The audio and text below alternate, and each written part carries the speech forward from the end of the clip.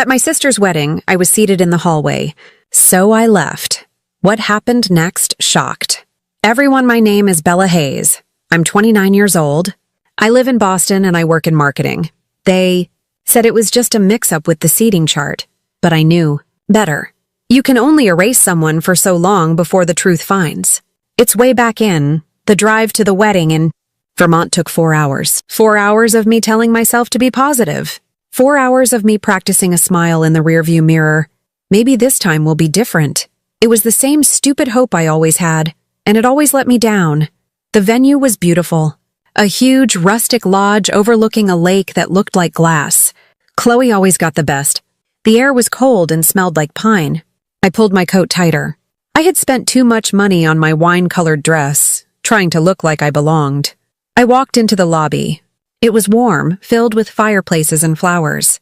A young woman with a clipboard and a headset smiled at me. "Welcome. Name, please?" "Bella Hayes," I said. Her eyes scanned the list. She smiled politely, but it didn't reach her eyes. "Ah, yes, Ms. Hayes. Right this way." She led me away from the grand entrance to the ballroom, where I could hear music and laughter. She led me down a carpeted, windowless corridor. It was the service hallway, the one that smelled like floor wax and old food.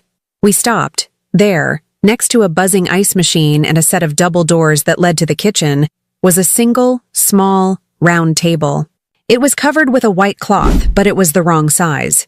It was too short. But before I tell you how everything flipped, like and subscribe, and drop a comment where are you watching from. On the table was one name tag. Bella Hayes.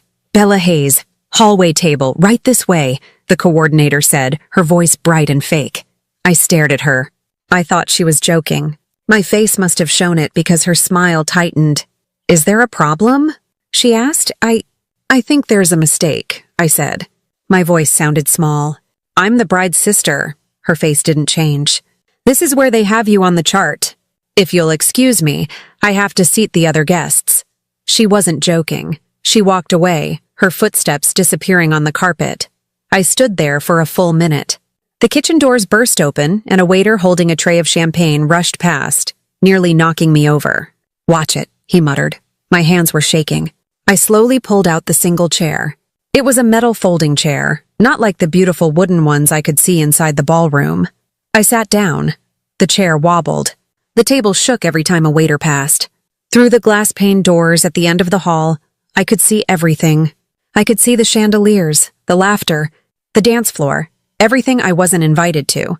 And when I finally stood to leave, I had no idea the night would end with screaming. Growing up, my family never forgot to remind me who the star was. My sister Chloe was the golden girl. It's not just a phrase. It was her job. She had blonde hair that fell in perfect, effortless curls, even in the humidity. She had a laugh that made people stop and turn. And she knew from a very early age how to use it. When she was 7, she was in the Little Miss Sunshine pageant. I remember this so clearly. Mom spent weeks sewing sequins onto a tiny pink dress. Dad took out his big clunky video camera. Chloe's talent was singing "Twinkle, Twinkle, Little Star." She forgot the words halfway through, put her hands on her hips, and giggled. I forgot. The judges loved it. They gave her the crown. She didn't win because she was good. She won because she was cute.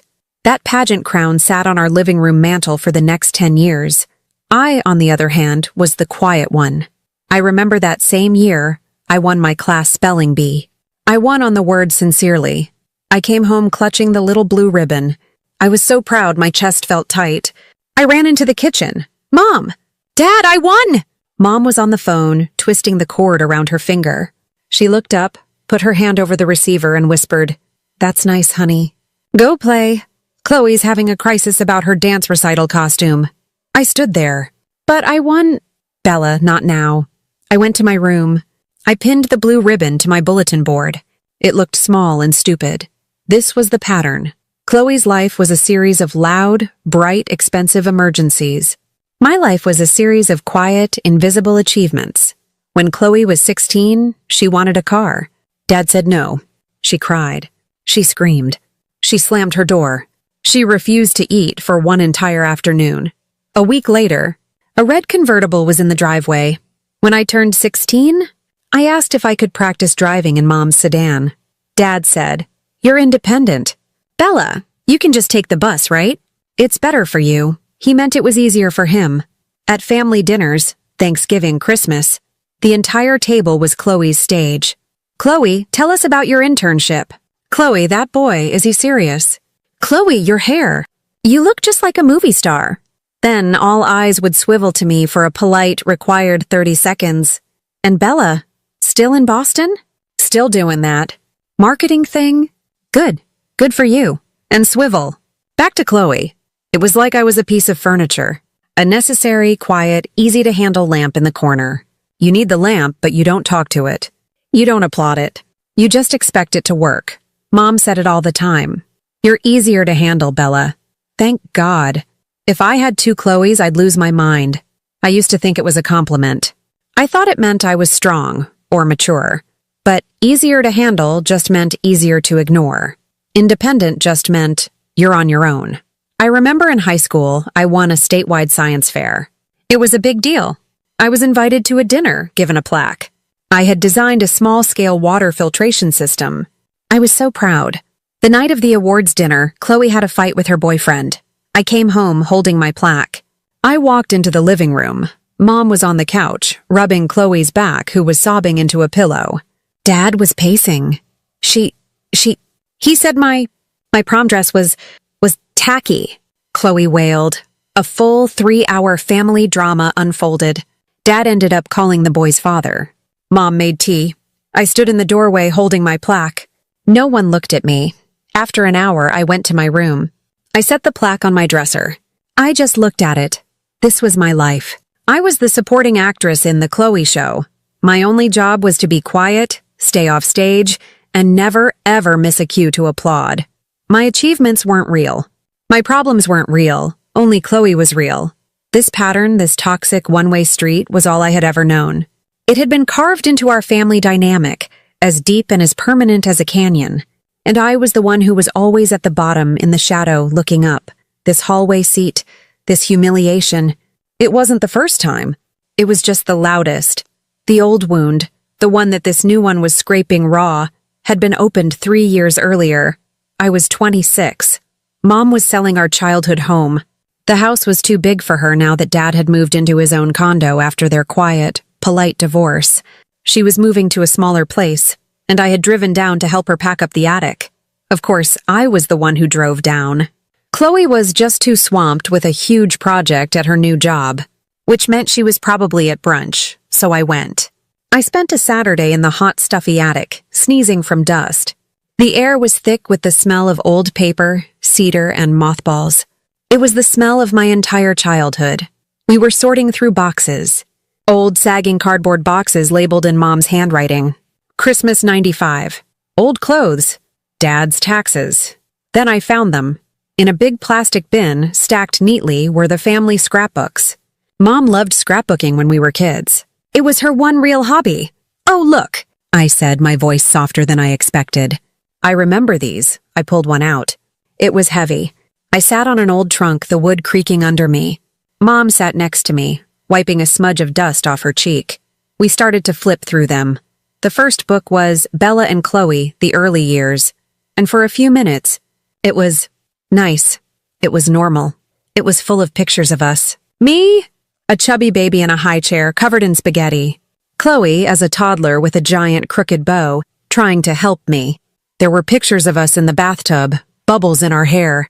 Our first day of school, holding hands, our metal lunchboxes glinting. A trip to Disney, both of us in Mickey Mouse ears. Me looking terrified of the person in the Goofy costume. Chloe hugging him. I remember that. Mom laughed. "You cried for an hour." Chloe didn't want to leave. It was proof. Proof that there was a time when we were a we. A time when the love was spread out, at least a little. I picked up the next book. The label said Chloe's School Days. I opened it, and just like that I was gone. It was full of Chloe. Page 1, Chloe's first grade play. She was a tree. There were 5 pictures of her in her little brown costume. Page 2, Chloe's first soccer trophy. Chloe with the team. Chloe holding the trophy. Chloe with Dad. Page 3, Chloe's 5th grade graduation. I was in a few pictures. In the background, out of focus, My face half hidden, my smile faded. I picked up the third book. Chloe, The High School Years. This one was thick. Every single page. Every single page. It was a shrine. Photos of Chloe at her first dance. Photos of Chloe at her sweet 16. Photos of Chloe with her friends. Her prom, which took up an entire 2-page spread. Her graduation in her cap and gown, holding her diploma. I flipped through the last few pages, looking for something. Anything. I realized. I wasn't there. There wasn't a single picture of me past age 10. My own high school graduation? Not there. My trip to Spain in college, the one I had saved for 2 years to go on? Not a single photo. My 21st birthday? My own college graduation? It was like I had vanished. It was like I had simply ceased to exist. My throat felt tight. "Mom?" I said. My voice was quiet. It was hard to breathe. Where are my pictures?" Mom smiled softly. That same smile. The one that was meant to be kind but just felt empty. The one that erased me. "Oh, honey," she said, patting my hand. "You know how Chloe was, always in the spotlight. She loved having her picture taken." She looked back at the book, her eyes fond. "You," she said, "were always... Well, you were always fine on your own.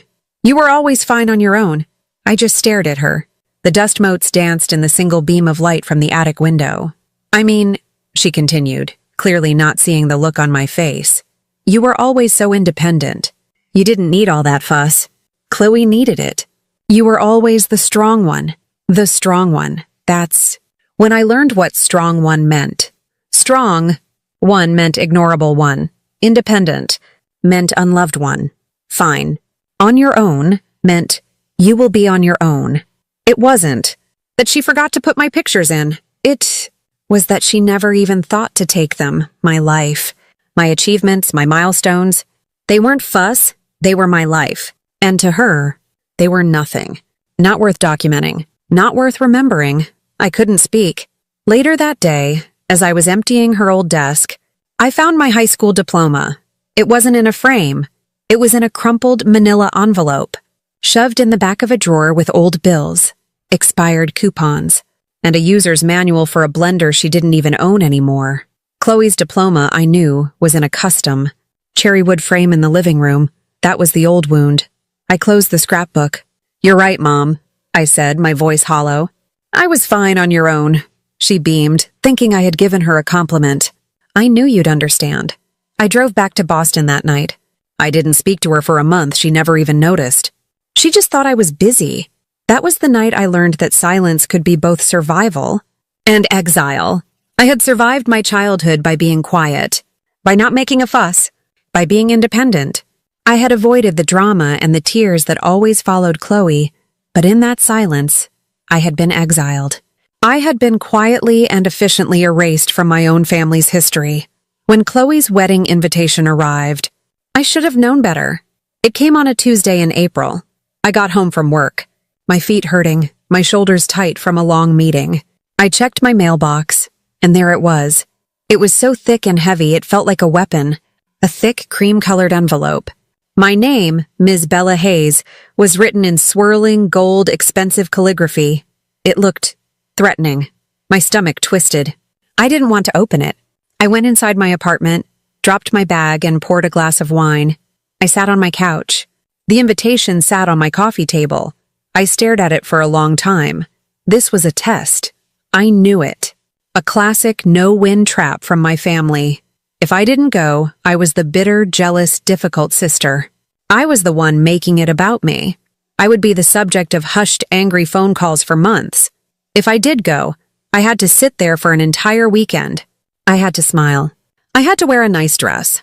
I had to watch the entire world, my parents, my relatives, all their friends, celebrate the person who had been the center of their universe and the black hole of mine. I had to watch them applaud the sun while I sat in the darkness. It was a performance, and I was being handed my script. I told myself it would be different this time. We're adults now, I thought, taking a sip of wine.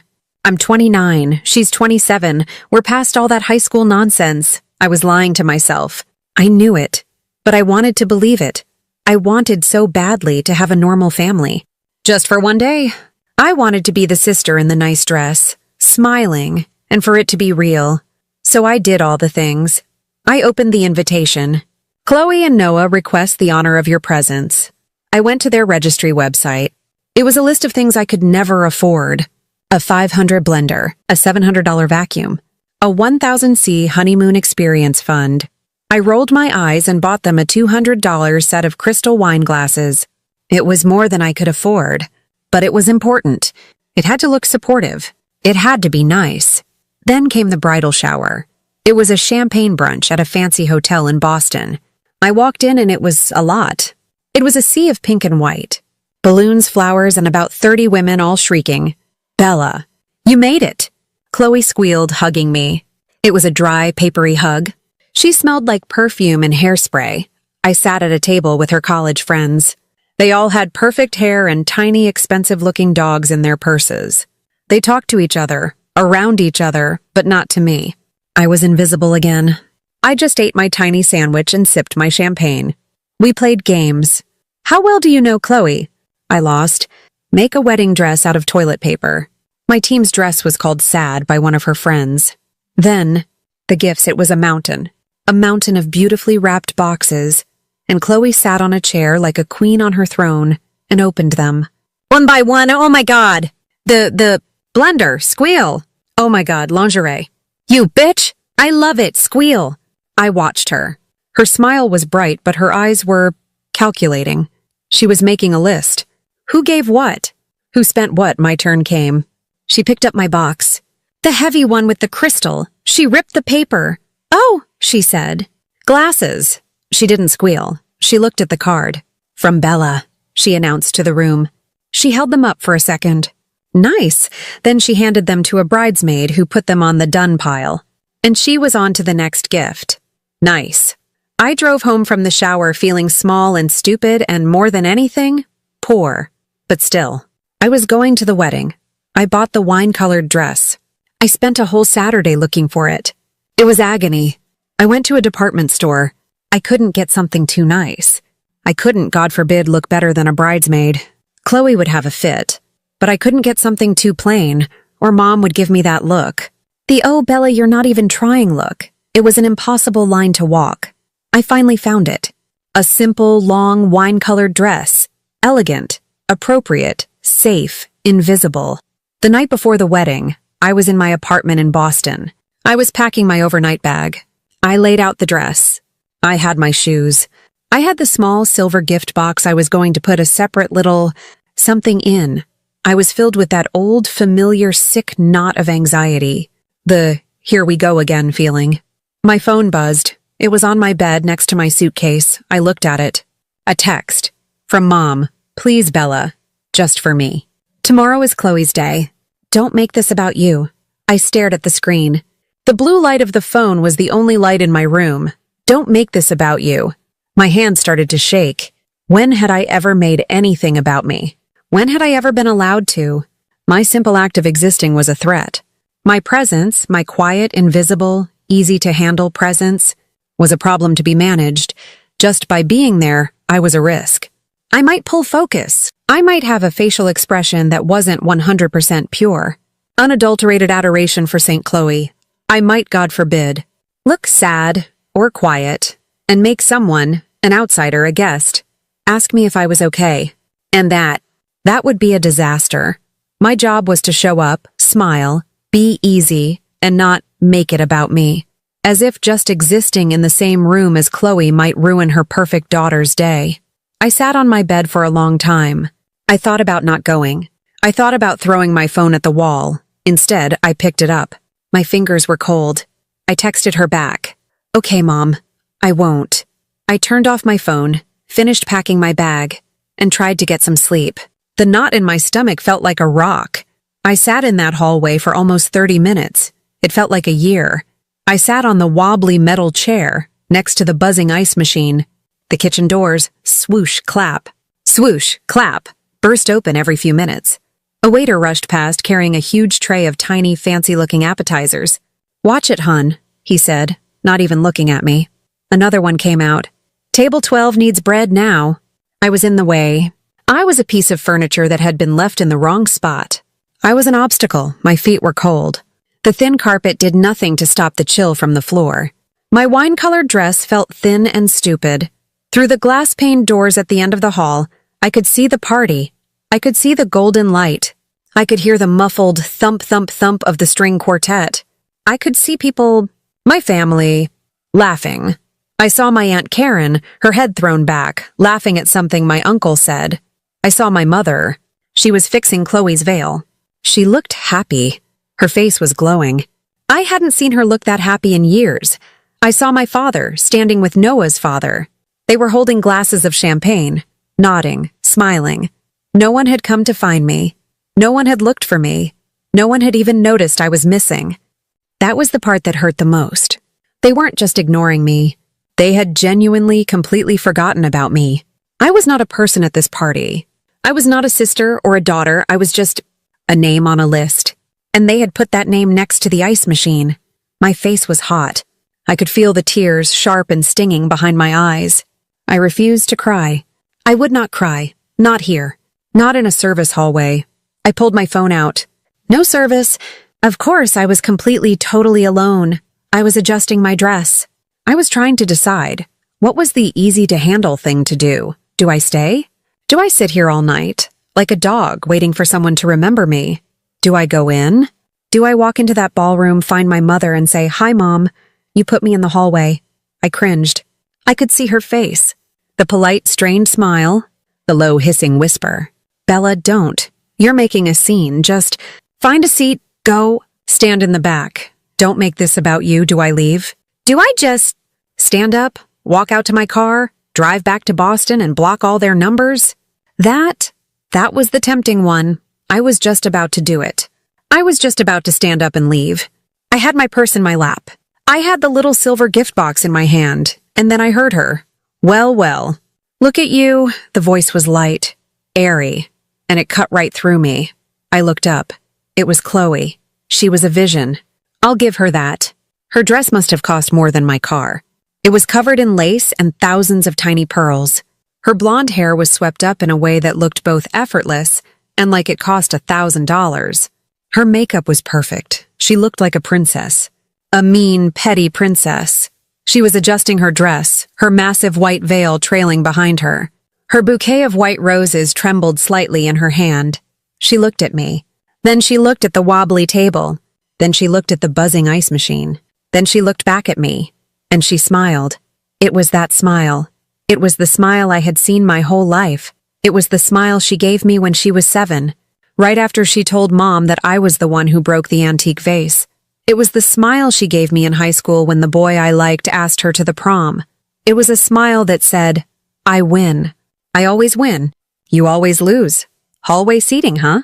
she said. Her voice was just dripping with fake sweet poison. I just stared at her. I couldn't find any words. My throat was closed. She laughed, a little tinkling sound. "Guess it's where you belong." And then, something inside me snapped. It was quiet. It wasn't loud or dramatic. It was a tiny, cold click. It was the spell I had been under my whole life, the spell that told me to be quiet, to be polite, to be the bigger person, to be the easy one, to understand, the spell that whispered, if you just take one more hit, if you just absorb one more insult, if you just swallow one more humiliation, then, maybe they will love you. It was the hope of a child. And I was 29 years old, Chloe's words. Guess it's where you belong. They weren't even an insult. They were the truth. They were the most honest thing anyone in my family had ever said to me. I didn't belong. I didn't belong in that hallway, waiting for scraps of affection. I didn't belong at this wedding. I didn't belong in that family. For a second, I almost laughed. The sheer, ridiculous, brutal honesty of it all. They had finally stopped pretending. I looked at Chloe, her perfect, smiling, cruel face. "You're right, Chloe," I said. My voice was calm. It didn't even shake. It was a voice I had never heard before. Her smile faltered for just a second. She wasn't used to me agreeing. She was used to me looking hurt. She was waiting for the tears. She was waiting for me to crumble. I didn't. I stood up. The metal folding chair made a scraping, pathetic sound against the floor. I picked up my purse. I picked up the small silver gift box I had been holding. "Congratulations," I said. "You look beautiful." I walked past her. I didn't run. I didn't cry. I just walked. I could feel her watching me. I could feel her confusion. This wasn't part of her script. I was supposed to sit there and take it. I was supposed to be the victim. What she didn't know was that in that 1 second, with that one insult, she had set me free. The spell was broken. I wasn't the quiet one anymore. I wasn't the easy one. I was just done. And I wasn't leaving empty-handed. I stood up. The metal folding chair made a scraping, pathetic sound against the floor. "You're right, Chloe," I said. My voice was calm. It was so calm it scared me. It was a voice I didn't recognize. It wasn't the voice of the quiet one. It wasn't the voice of the easy one. It was the voice of someone who had just stepped out of a burning building and was looking back at the flames. Chloe's perfect, cruel smile faltered. This wasn't in her script. Her script was that she would poke me and I would flinch. She would throw an insult, and I would absorb it. My shoulders rounding, my eyes dropping to the floor. I would sit there, hurt, and she would walk away, victorious, back to her party, having confirmed her place in the universe by reminding me of mine. I wasn't supposed to agree with her. "What?" she said, the airy, light tone gone. "You're right," I repeated, picking up my purse. My hands were perfectly steady. "I don't belong here." I picked up the small silver gift box from the wobbly table. It was heavy in my hand. It felt like a stone. "Congratulations," I said. "You look beautiful." I walked past her. I didn't brush her, but I didn't move to give her extra space either. For the first time, I just took up my own space. I walked down the service hallway, my heels clicking on the floor. I could feel her watching me. I could feel the heat of her confused rage on my back. I didn't care. The spell, the one I had lived under for 29 years, was broken. The spell was that I had to be nice. I had to understand.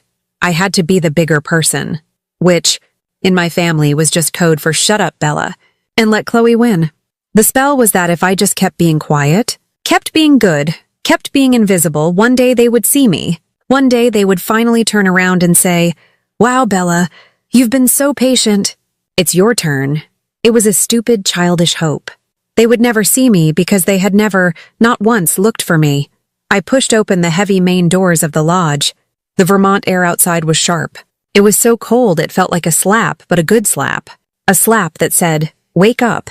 It hit my face, and it felt like a blessing. It smelled clean. It smelled like pine trees and cold water, not floor wax and Chloe's expensive, suffocating perfume. It smelled like freedom. The lake was glittering under a full moon, and the silence was huge. I stood there, under the bright yellow light of the lodge's entrance, and I looked down at the silver box in my hand. I have to tell you about the box. This wasn't a plan. I'm not a villain from a movie, plotting in the shadows. I'm a marketing consultant from Boston. I organize spreadsheets. I call my dentist. I'm not this, but I had found the screenshots. It happened 2 months ago. It was a Tuesday. Chloe had called me, her voice frantic. Bella, I'm dying. I'm literally dying under all this planning. The website is a mess. The photo share thing isn't working. Noah is useless at this stuff. Can you just fix it, please? You're so good at computer stuff. Good at computer stuff. I'm a digital marketing manager. But to her, I was just good at computer stuff. I can't, Chloe. I have a big Please, she'd wailed. I'll owe you. Big time. I can't. I'll send you all the passwords. And like a fool, like I always do, I said yes.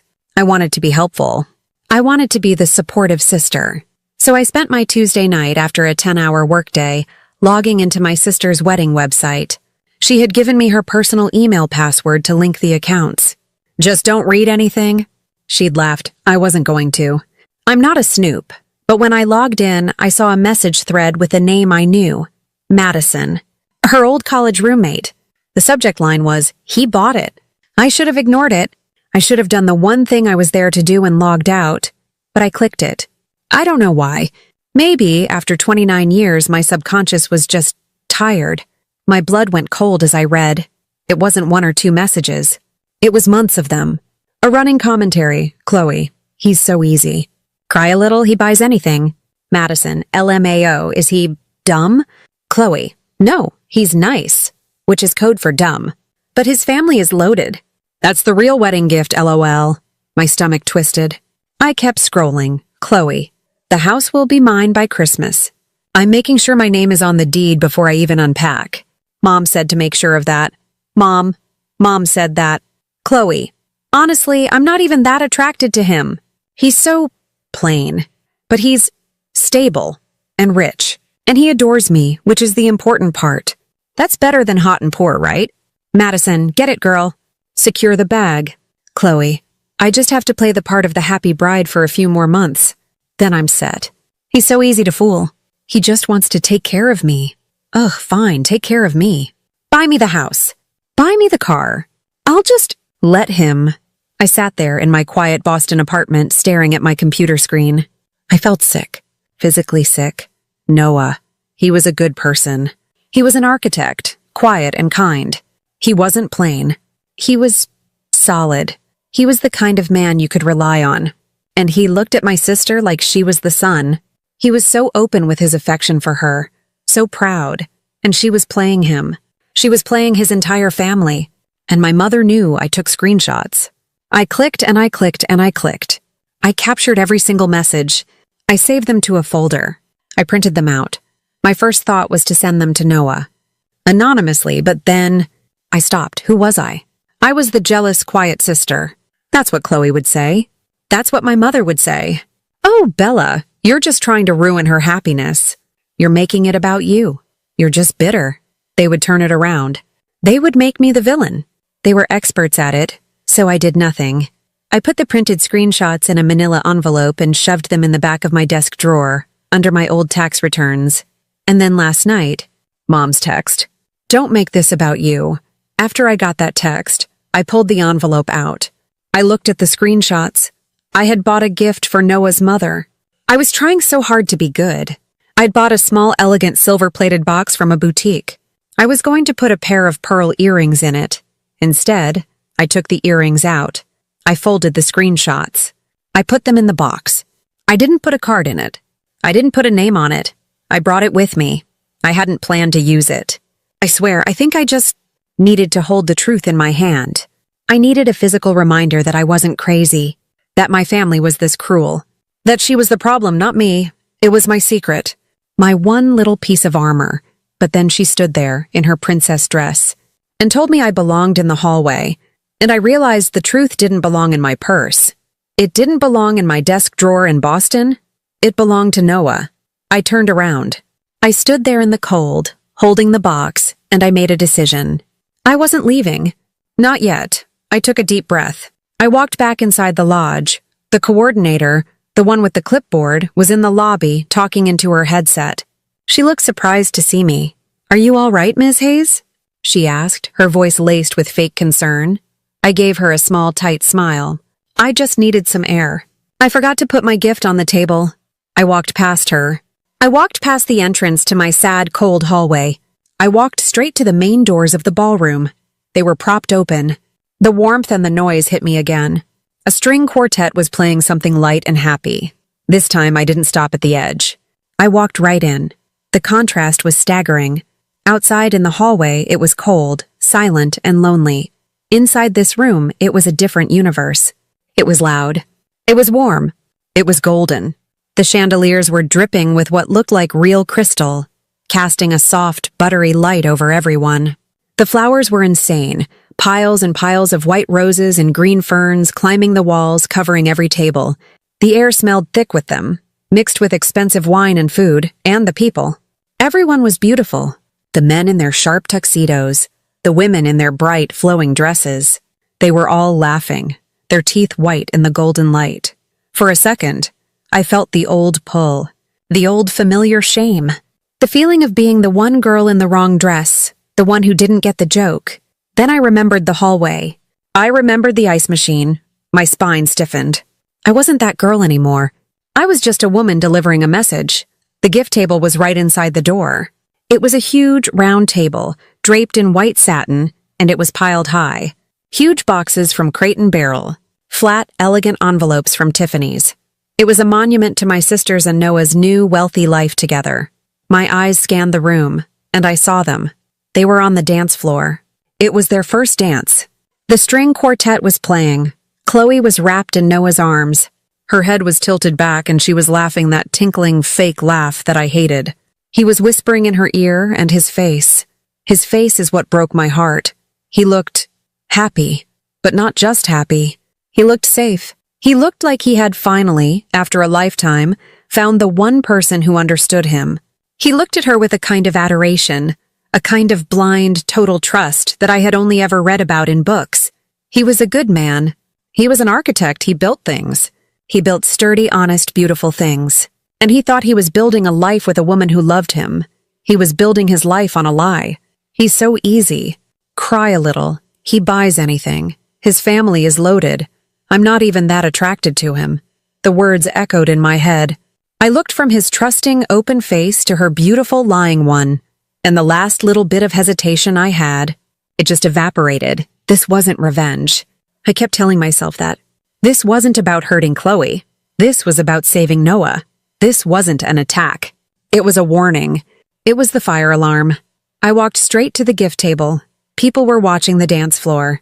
No one was watching me. The invisible sister. I had been invisible for 29 years, and now, finally, I was going to use it.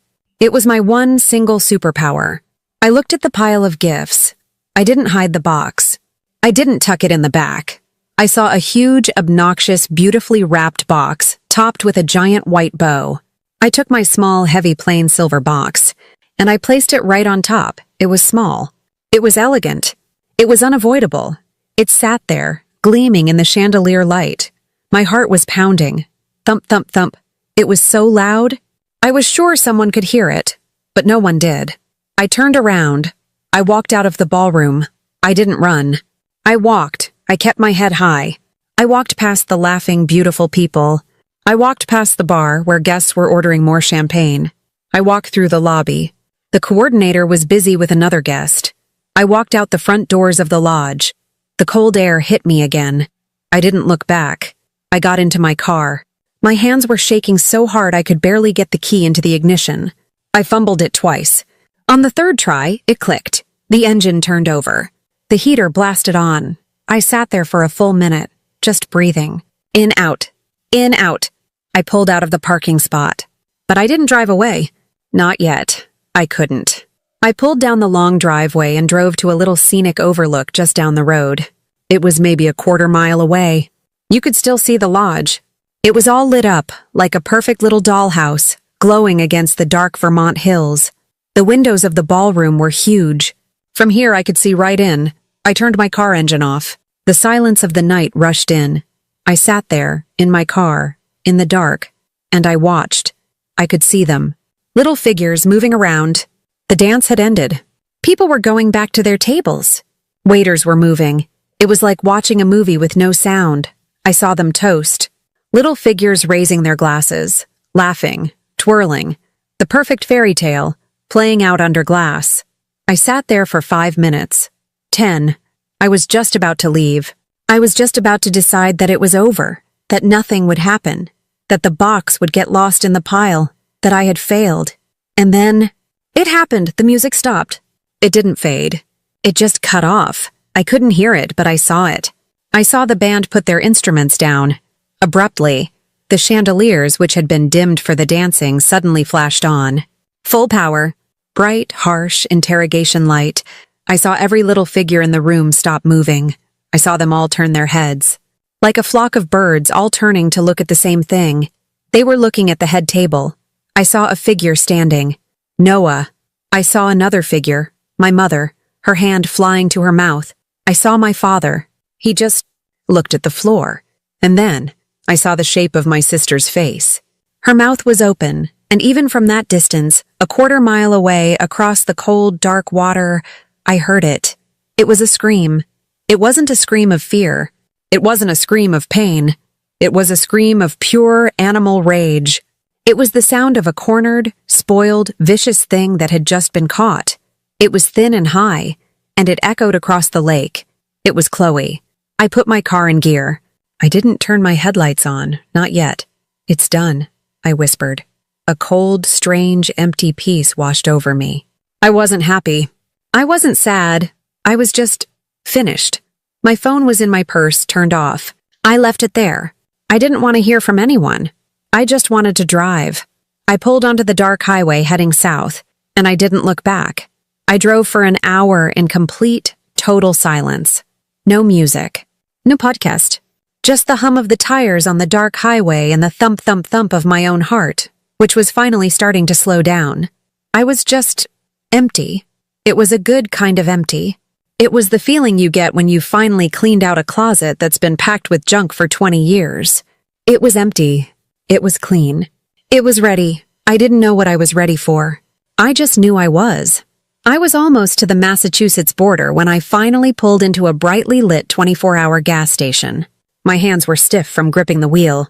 My legs felt shaky as I got out. The air was cold. I went inside, bought a bottle of water and a bag of pretzels I didn't want. I got back in my car. I sat there, under the humming fluorescent lights of the gas station canopy, and I turned my phone on. It was a mistake. It was like opening a dam. The phone didn't just buzz. It vibrated so hard it almost jumped out of my hand. It lit up, went dark, lit up again. Notifications, hundreds of them, texts, voicemails, missed calls. I stared at it, my heart pounding again, but this time with a different kind of dread. I clicked on the voicemails first. There were so many. My mother, my father, Chloe again, an aunt, an uncle, a cousin. I clicked on the first one I saw. Aunt Karen, my mother's sister. She was always the family's town crier. Her voice came bursting out of the speaker, so loud I almost dropped the phone. She was hysterical. Bella! Bella, what have you done? What did you do? Oh my God, Bella, it was horrifying! It's a disaster. You've ruined it! You've ruined everything! She took a huge, sobbing breath. Oh, Bella. Noah's mother, Eleanor, she stood up after the toasts. She was holding a little silver box. Your box, Bella? Is it yours? She told them to open it. She made them. In front of everyone. I was gripping the steering wheel. My knuckles were white. And Noah, he opened it. And Chloe, oh, Bella, they read it. They read what was inside. I don't know what it was, something about money and a house. And then another sob. Noah, his face. He just dropped the papers, Bella. They went everywhere. And he looked at Chloe and he said, it's all real. He said it so loud, Bella. Every word. And all the young people, all her friends, they had their phones out. They were recording it. Recording it! My stomach was in knots. I felt sick. And your mother, she just froze. And your father, he just looked at the floor like he always does. The whole family, Bella, humiliated. And Chloe, she just collapsed. I hung up. I couldn't listen to any more of Aunt Karen. I scrolled through the texts. Uncle Mark, this is not how the Hayes family behaves. Bella, you are a disgrace. Cousin Sarah, you are sick. You've always been jealous, but this is evil. Sick Aunt Karen, text. Call me. Your mother is asking for you. It's a mess. And then, Mom. A wall of texts. 10, 20. Where are you? You need to come back here. Come back here and fix this. What did you do? Chloe is beside herself. You have ruined your sister's life. You have ruined this family. After everything we did for you. You were always so jealous. You were always so difficult. You made it about you. You finally did it. You made it all about you. Are you happy? I read them, one by one. And the strangest thing was, they didn't hurt. For the first time in my life, her words had no power. It was like I was reading a script from a play I didn't want to be in anymore. Ruined her life? I thought, staring at the text. Or, revealed it? Everything you did for me? You mean, ignored me? You mean, erased me? Jealous? No, I wasn't jealous. I was just done. They weren't mad that Chloe did it. They were mad that I revealed it. They weren't horrified by the lie. They were horrified that the secret was out. The collapse Aunt Karen was talking about. It wasn't just Chloe. It was the entire family structure. It was the lie they had all agreed to live by. The lie was, Chloe is perfect. Chloe is the star. We must all protect Chloe. Bella is quiet. Bella doesn't matter. That was the lie. And I had just told the truth. I had pulled the one single string that was holding their whole fake, rotten tapestry together, and the entire thing had just unraveled. I took a deep breath. I was still shaking, but it wasn't fear. It was adrenaline. I saw a new voicemail pop up from my father. My finger hovered over it. He never called. He never called. I clicked it. His voice was quiet, not hysterical like Aunt Karen's, not angry like Mom's texts, just tired. "Bella," he said, and then a long sigh. "Bella, we need to talk. Your mother is, she's a mess, Chloe. It's bad, Bella. It's real bad." A pause. You should have. "I don't know, Bella. I don't know." He hung up. "I don't know." That was my father. In the middle of the biggest explosion in our family's history, he just didn't know. He was a ghost. He was as invisible as I was, but he had chosen it. I clicked on the last text. It was from a number I didn't recognize. "This is Eleanor, Noah's mother. Thank you. You did the right thing. Do not engage with them. Be safe." I stared at that text. "Thank you. You did the right thing." One line of truth. From a stranger. It was worth more than 29 years of lies from my own family. The collapse was real, but I wasn't the one who was buried in the rubble. I was the one who had finally crawled out. I didn't drive home. Not right away. I sat in that gas station parking lot for, I don't know, a long time. I read Eleanor's text again. "You did the right thing." I wanted to believe her. My phone buzzed again. A new voicemail. "Aunt Karen, Part 2, I sighed. But I clicked it. I needed to know. I needed to know the rest of the story. "Bella!" she shrieked as if no time had passed. "You're not answering!" "Your mother is. They had to give her a pill to calm her down. And you're not going to believe what happened after." I turned the volume down. She was still yelling. "After Noah, after he, and the papers were everywhere. Chloe, she blamed you." I closed my eyes. Of course she did. She stood up. Aunt Karen's voice was a high-pitched, gossipy whisper now. Her dress was, it was ruined. Mascara everywhere. She looked like a crazy person. And she pointed. She pointed at the door where you left, and she shrieked. Bella did this. She planted it. She's always been jealous. She's trying to ruin my life." Aunt Karen took a breath. "And Bella, your mother, she jumped right in." She ran over to Chloe and she was agreeing with her. She said, "Oh, Chloe, sweetheart, we all know Bella can be difficult. She's not well. Bella, she said you weren't well. She was going to throw you right under the bus to save the scene." I felt a sharp, cold stab. My own mother, even then. Even with the truth splattered all over the room, all over the internet probably. Her first, last, and only instinct was to protect Chloe, even if it meant sacrificing me. She's not well. But then, Bella, Aunt Karen's voice was full of drama. "This is the craziest part. Noah's mother, Eleanor, that woman. She is ice, Bella, pure ice." She stepped right up. "She stepped between your mother and Chloe, and she put her hand up. And she said, 'Stop. Just stop.' And your mother, she stopped. She just shut her mouth. And Eleanor. She looked at Chloe and she said, 'I received those exact messages anonymously weeks ago.'" My heart stopped. "What?" Aunt Karen was rambling. And she said, "I didn't want to believe them. I thought no one could be this cruel, this calculating. So, Bella, she hired a private investigator." The gas station suddenly felt very small. The air was thick. Eleanor knew. She knew, Bella. Aunt Karen shrieked, confirming my thought. "She knew it all." She said. He confirmed it. Every word.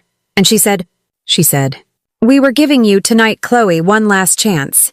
We were hoping, praying, that you would show 1 ounce of genuine love for my son. Instead, you showed us exactly who you are." I was speechless. This wasn't my bomb. It was Eleanor's. I just lit the fuse. I was the catalyst. I was the anonymous source. No, wait. Eleanor said she received them weeks ago. I looked at the text on my phone from Eleanor. Thank you. You did the right thing. Did she send them to herself?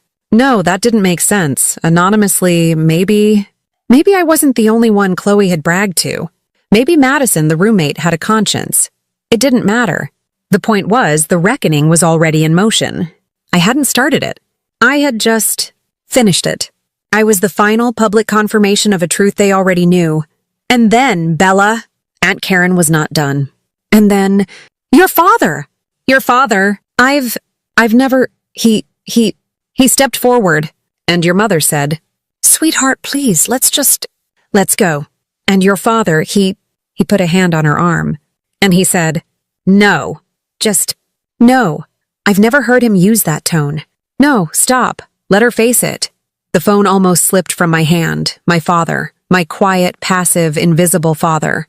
The man who looked at the floor. No, let her face it. He didn't do it for me. He wasn't defending me, he was just letting go. He was finally, after 29 years, letting go of the rope. He was letting Chloe and my mother and the whole stupid, toxic charade just fall. He stopped playing his part. That was the real reckoning. That, in its own way, was more shocking than the annulment. And then Noah, Aunt Karen was winding down. He pulled out more papers, Bella, from his pocket. Like a magic trick. A horrible, horrible magic trick. And he put them on the cake table. And he said, These are annulment papers. Annulment, Bella! And he took his ring off. And he put it on the cake. And then he just walked away. The voicemail ended. I sat there, in the buzzing silence of the gas station. The reckoning. It wasn't just Chloe's. It was my mother's. It was my father's. It was mine. The family. The one I had known. It was gone. It had imploded. Chloe had been exposed. My mother had been silenced. My father had spoken. And I was sitting in a gas station, on the border, with a bottle of water and a text from a woman who understood. I put my phone down. I started the car. I knew, with a certainty that was as clear as the cold night air, that I was never going home again. Not to that home. I put the car in gear and pulled out onto the highway, heading south, heading to my home, Boston. By the time I reached the highway, the scream had faded into the distance. My phone buzzed nonstop, calls from Mom, messages from relatives. I didn't answer any of them. At dawn, I stood by my apartment window, watching sunlight spill over Boston Harbor. The same silence that once meant rejection now felt like freedom. I whispered to the reflection in the glass. I didn't ruin her day. She did. And for the first time, I believed it. If you've ever been pushed to the hallway of your own family story, tell me where you're watching from. Because sometimes walking away is the loudest kind of justice.